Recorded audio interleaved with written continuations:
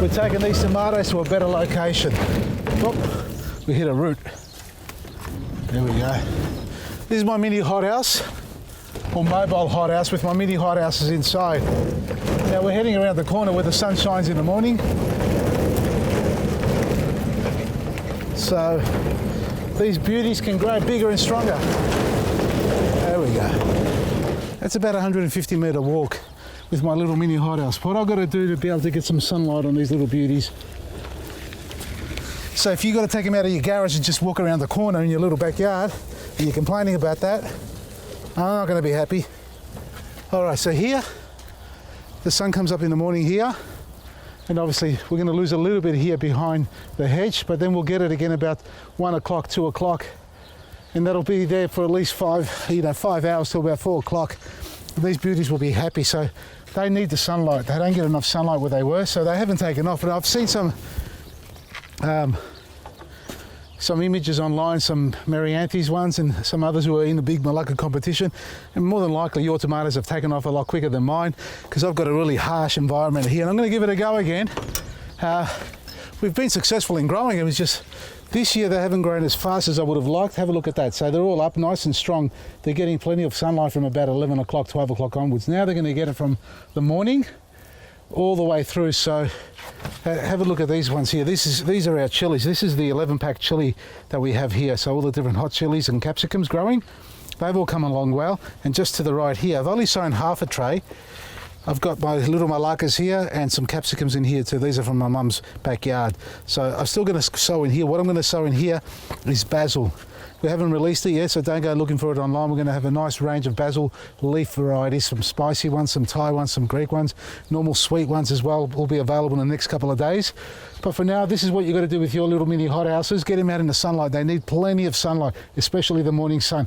The gardinis are taking off well. The olive trees are still sleeping there. They'll be right in a couple of weeks.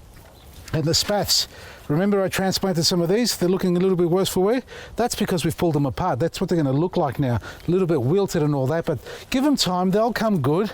They're all very much alive. If they weren't alive, they would have been completely wilted, because you know spaths are very reactive. When they're dehydrated, they wilt almost immediately flat to the ground. These ones are alive. They've just gone through shock and a little bit of tip burning, which is okay because we want some new growth to come on, and we'll clean all that up. Those who don't know what tip burning is, this is what I mean here. See that? The edge of the leaf, the tip of it's burnt. You can call that nitrogen boost or burning of the leaf from the lack of roots at the base there. So they've gone through a bit of a shock system. They've dehydrated until they've settled down. Now that's settled down. It's nice and warm in here. I just might spread these out a little bit because they're a bit cramped in there. And they will come good over time. They've only been transplanted in the last 3 days and they still got to settle down. Now, questions about tip burning also? If it's an existing plant and you haven't transplanted it or separated it, and you've got your leaves burning like that, that tip burning there on the tip there is from nitrogen.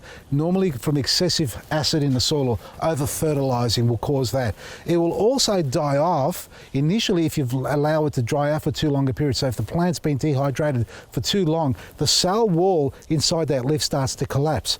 And once it collapses, it never recovers well if it's collapsed for too long a period, dehydrated for too long a period. So when you go to rehydrate it, the first part of the plant to die off will be its most extremities, as the far reach of the plant. So this point here is its furthest extremity from the root system, the last point where it's going to dry out. So that'll be the first part to dehydrate, just like there a little bit. That's burning.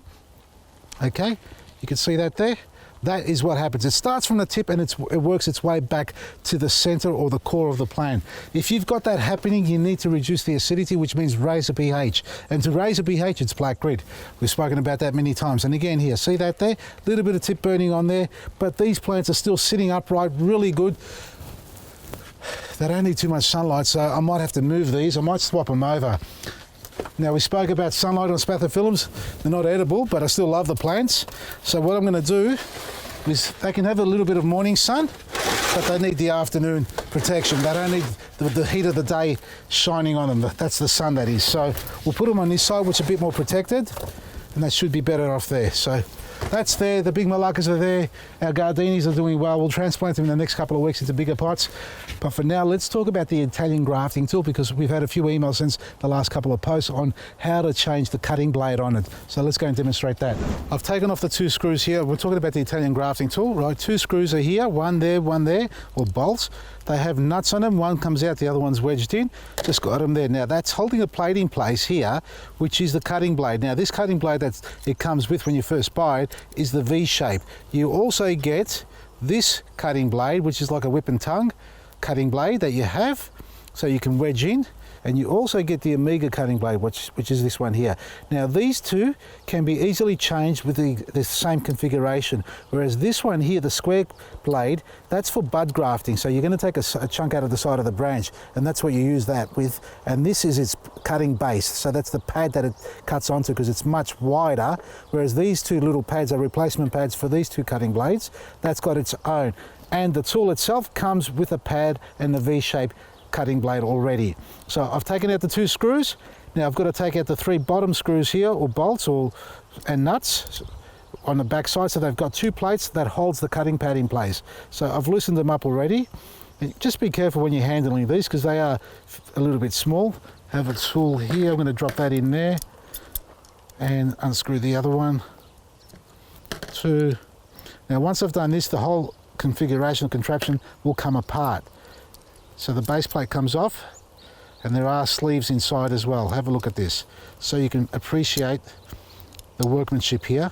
There are sleeves inside with the nuts and bolts, well, these are the bolts, and that plate sits over the top like that, which guides around there. So I'm taking these plates off. I'm going to loosen that enough so I can get this plate off only, if it allows me to. Just, I've got to release a bit of pressure on that screw there. There we are, like that. And that will come off because it's got a couple of little cleats that holds it in place at the base. There's my screwdriver. There it is, popped it out. So that is where the plate goes. See the 2 little holes? So there's a guide pattern there, so you can put that in position. There's only one way you can fit this, and it goes the same for all 3 of them. So here's the Omega cutting blade, and I put that in place. Watch my fingers for a second. There it is there, that's in place there. Then you put your plate back on top, like that on top, and you put your bolts back in place. So that's what you do with the Omega, and the same with the whip and tongue cutting blade, which is this one here. Again, the same holes, so they go straight there in place. Now you can change the pads if you need to. They're just replacement pads that slide into here. Doesn't have to be unscrewed or anything. Now I'm going to put the bud grafting piece on, so that's a completely different contraption here. So I have to take this entire unit off, and I've got to put a little bit of pressure in here to loosen up the bolt. Make sure the sleeve doesn't come out. The sleeves have come out. There we are. Keep the bolts in place, because there are 2 small bolts and 1 large bolt. So that's how they sit. Keep them in place. Now this unit comes off completely from that little cleat there. See that? Now we're going to put the new one on, because we're going to use the actual bud graft on it, and it belongs to this base plate here. So that's going to go there. Before we do that, we need to put on the cutting blade itself. So you've got to slide that through underneath there, drop it into its cleats like that, put its plate back on top to lock it in place so it doesn't move, drop its screws back in and screw it in tight like this, and then we go to the next stage. So the plate is in place, the cutting blade is in place. Now we've got to drop this in, and it has to go this way to sit on that side there. And we've got to slide it into the cleat there carefully. If we can get it through, that's on that side there. That's got to go underneath there, because that's got to slide up and down in there like that. So now, see the cleat, we've got to line that hole up. So we use this little screwdriver, push it through, which needs a little bit of coaxing.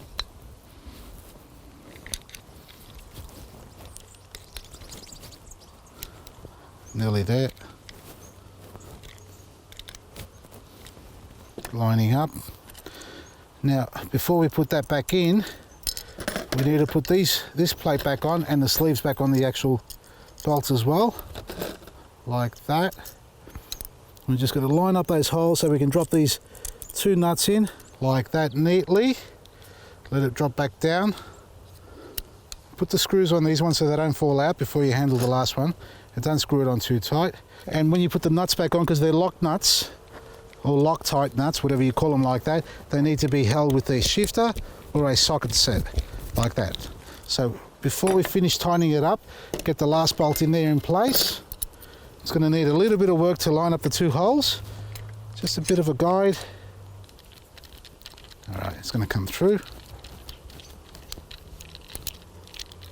There we go. Now we've got all three bolts in, just got to tighten up the rest of the nuts and it's ready to go. And that's it, folks. That's how you change it. And then you've got your cutting tool.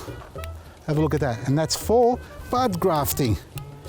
All right, so that's how you change it. I've got to tighten up the nuts a little bit more. You stick your piece of wood in there, get your bud sample, you put it onto that other tree, and all of a sudden you've got multiple trees. Now check this out on our website, vasilisgarden.com. Lots of great deals and specials all throughout the week. From me, Vasily, Baresi.